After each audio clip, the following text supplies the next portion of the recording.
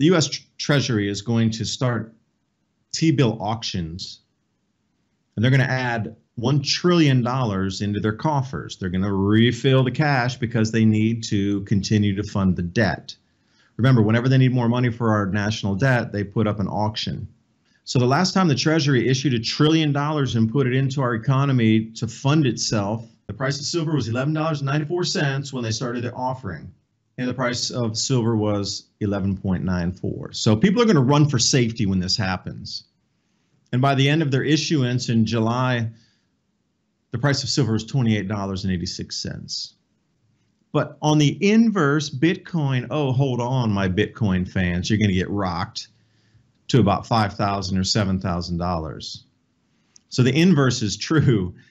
Bitcoin is at its highest when the Treasury is issuing the least because there's more liquidity out there.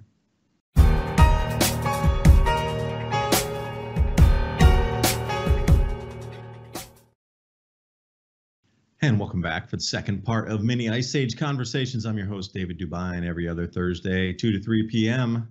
right here, Patriot on TV, uncensored. Now, before the break, I was trying to explain a little bit about the wildfires as an excuse for cooling temperatures in the Northeast U.S. You can't talk about the warmest year ever and then have some sort of cooling based on volcanic activity and some of the eruptions from the Hunga Tonga eruption, as well as Shibalush, which ejected sulfur dioxide and ash up to 78,000 feet about a month ago. You're seeing cooling regionally based on the sulfur dioxide. Well, how much natural variability or natural changes in our environment are going to be allowed to be accepted inside the global warming narrative? You know, they can't say it's 100% man-made because there are natural things that happen that change temperatures, like El Nino is one of them, La Nina is another. But they're really trying to grasp at straws right now, saying El Nino is going to cause the temperatures to run up. But it's not really even barely officially out of El Nino. It's like 2 or 3 days ago they said, okay, the water has risen a little bit. And when I talk about expansion, thermal expansion on, okay, so they're starting to see that we're at the 0 point and maybe even 1/100th of a millimeter up, measurable by satellite, that, okay, we're in the beginning of it. But the media is already running with it. Like, oh, it's the hottest ever. Everything's responsible for you, this, that, and the other. So would you really want to come clean and say, we're going to have some massive food disruptions because of volcanic eruptions, and it's really not you, it's not CO2, it's the sun. It's magnetic activity on the sun creating more volcanism on our planet, and that's real reason why there's food crop losses and droughts, etc., because our jet streams are pushing into different areas based on electromagnetic activity. But still, the result is going to be the same.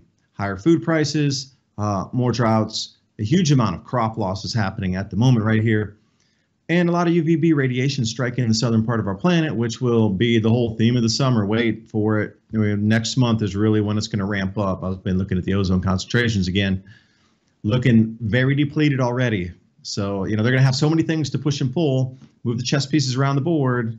You're going to have ozone, you're going to have wildfires, you'll have some heat, then oceans, the food shortages, the crop losses, etc.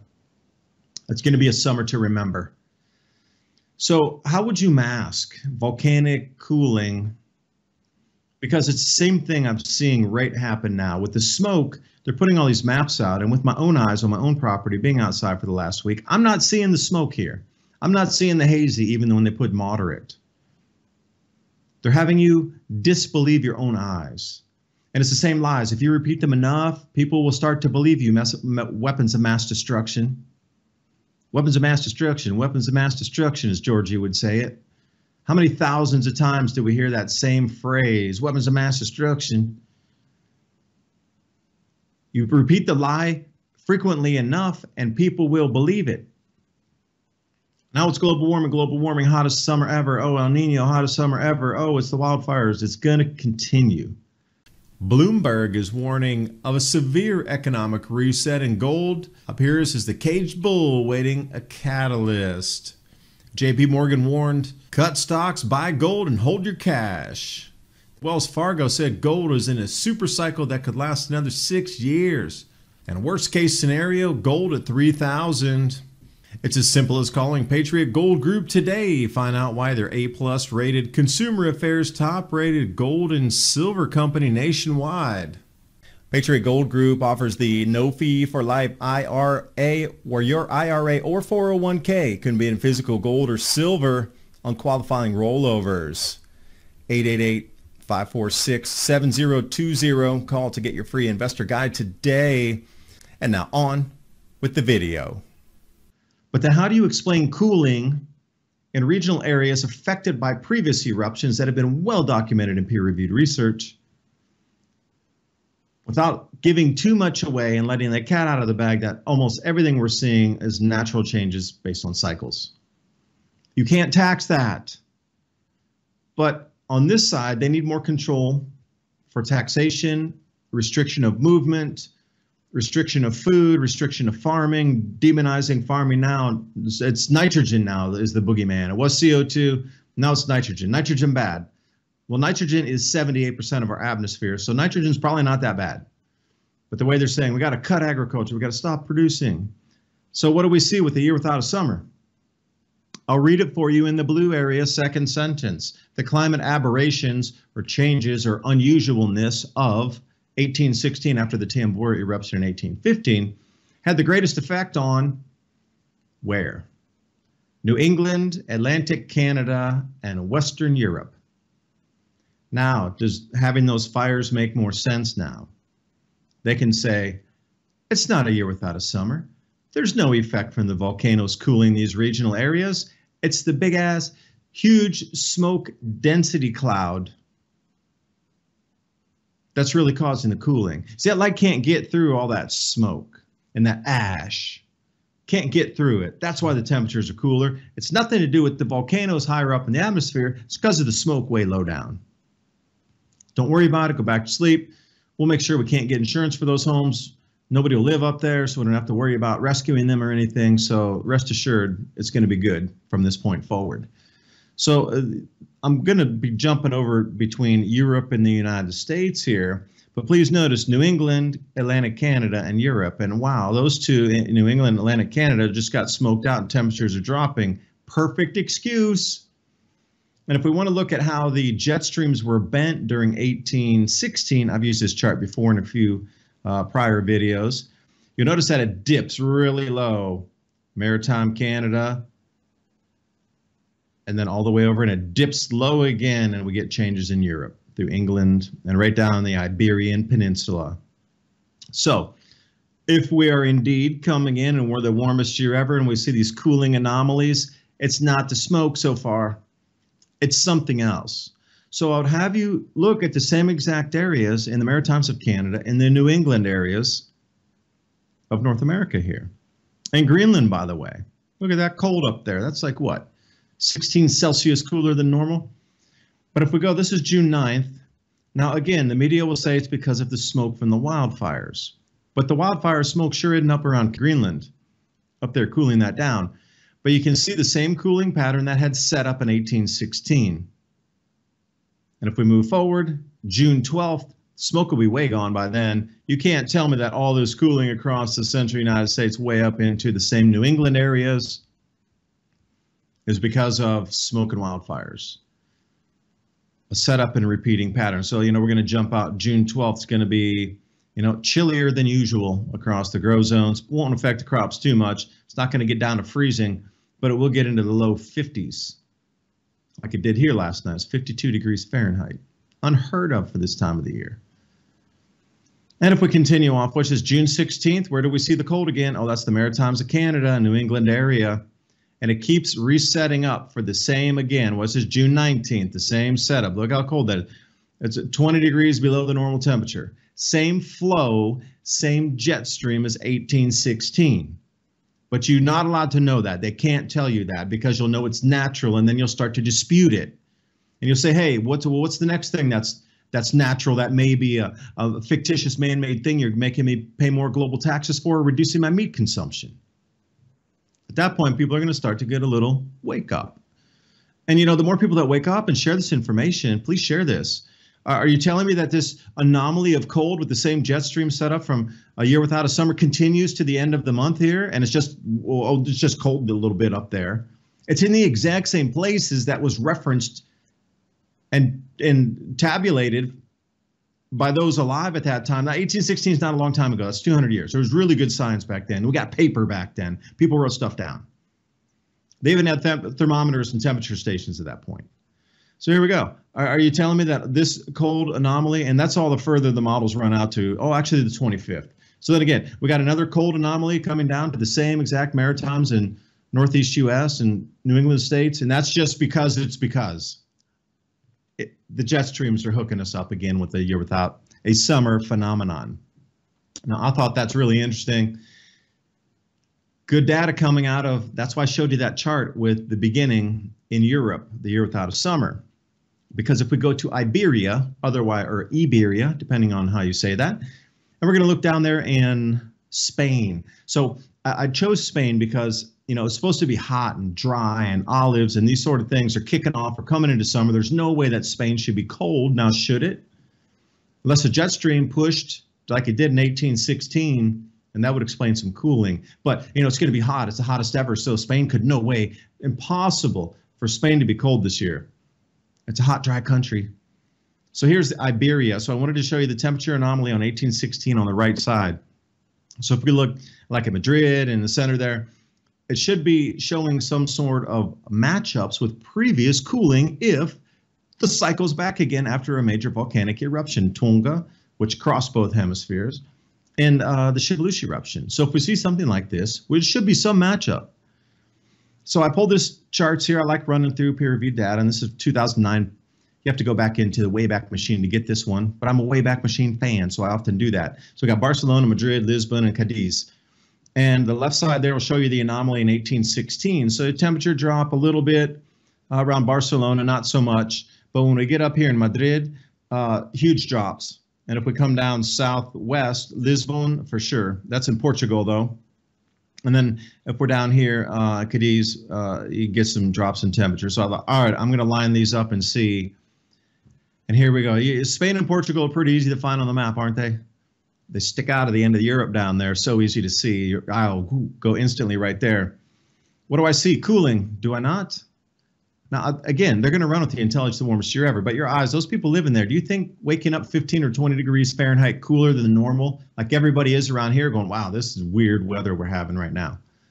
Weather, it's not climate. Climate and weather are different. No, they're not. They're June 6th, 7th, 8th. Are you telling? Okay. June 9th. It brings us up to today. Now I'm going to run through the models. That was 3 days prior. So it keeps staying cold there in Morocco too. What is it? Oh, and by the way, if you look up to the northeast, why is there an Arctic front coming down already? Unless the jet streams. Spain, Portugal staying cooler, but then look at this Arctic front coming through central.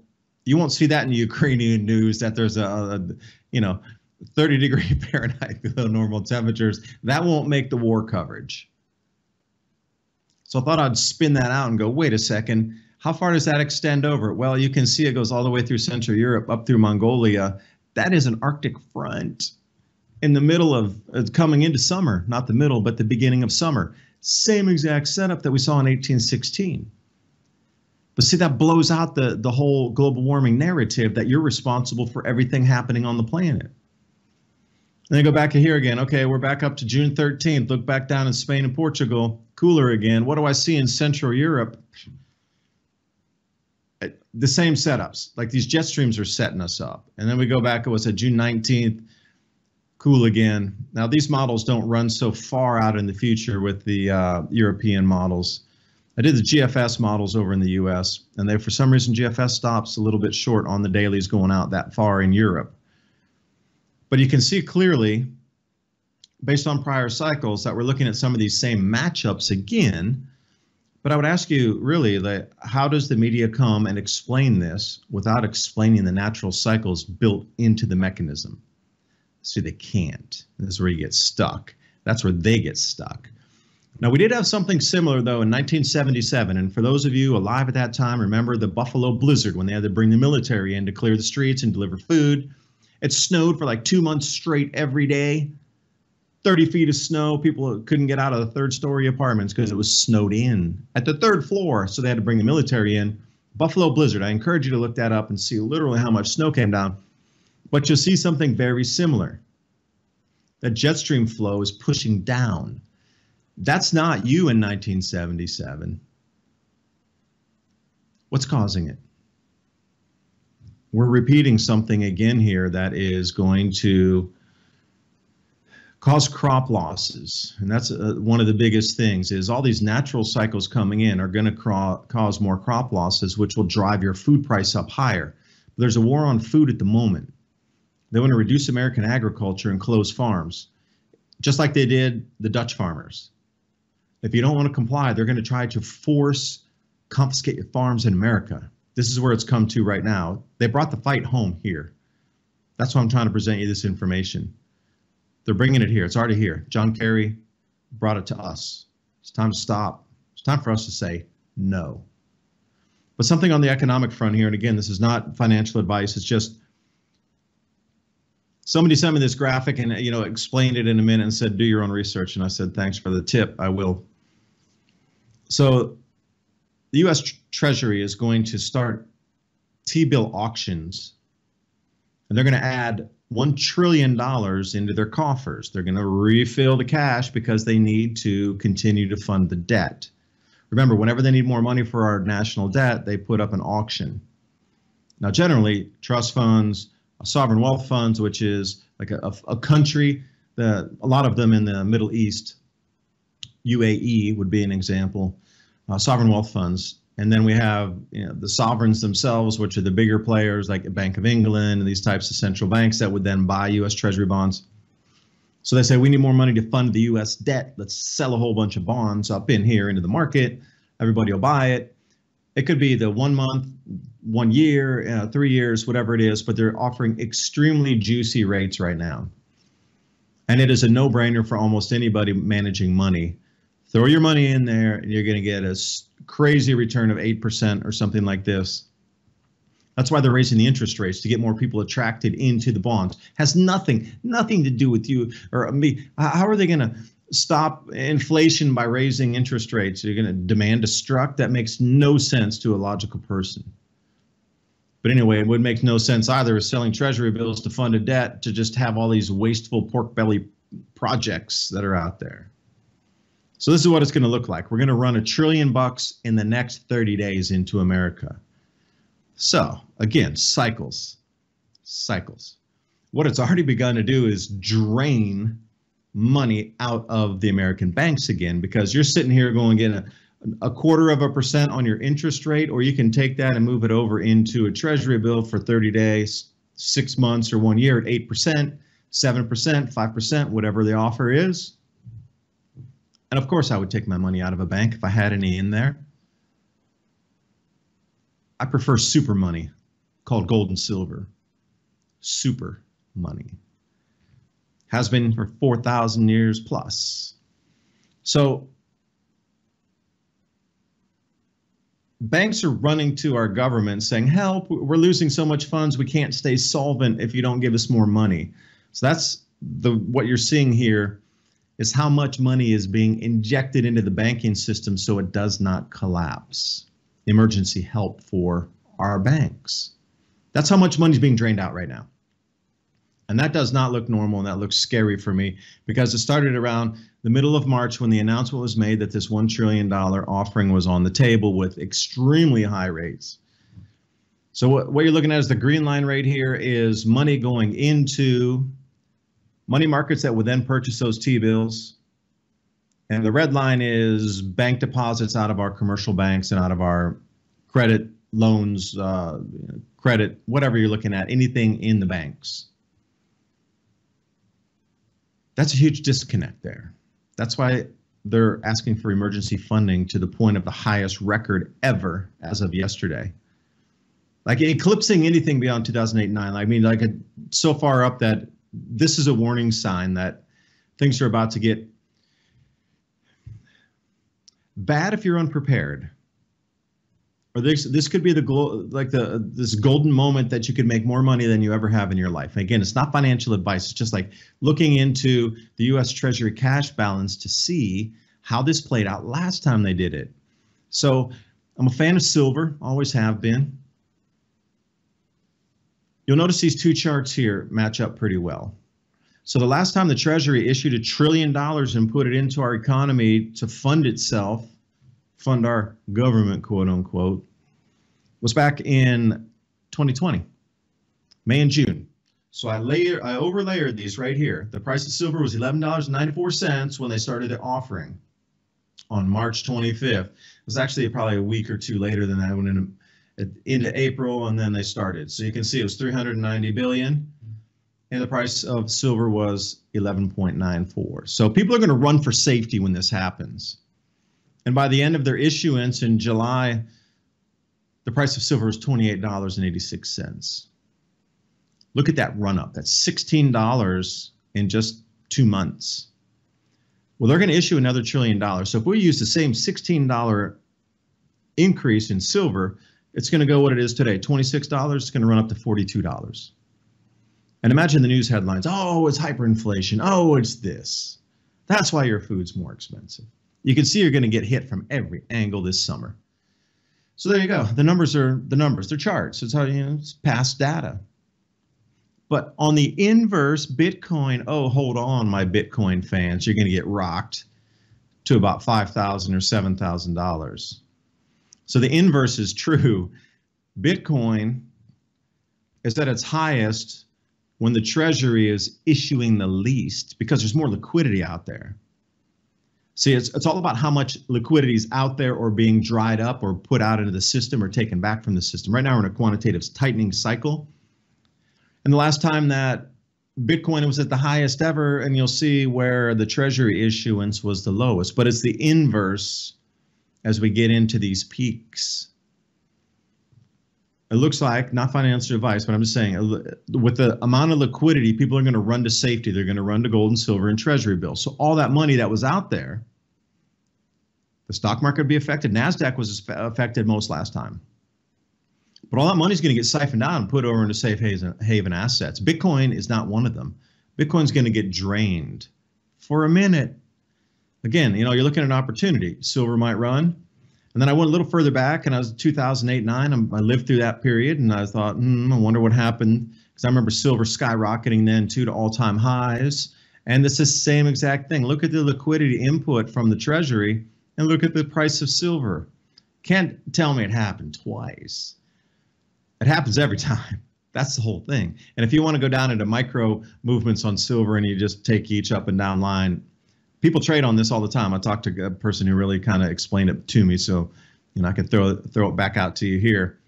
But anyway, this is what it's all about. Once this money movement begins, they're going to throw the kitchen sink at you of fear. Know it's coming and prepare for it.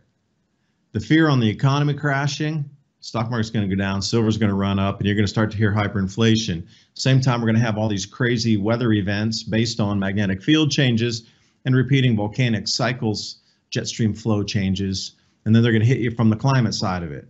And then you're going to hear about the non-insurance of homes. Then you're going to get nervous, nail biting, like, oh, my home be insured? Can I stay in the forest? Can I stay in my nature place?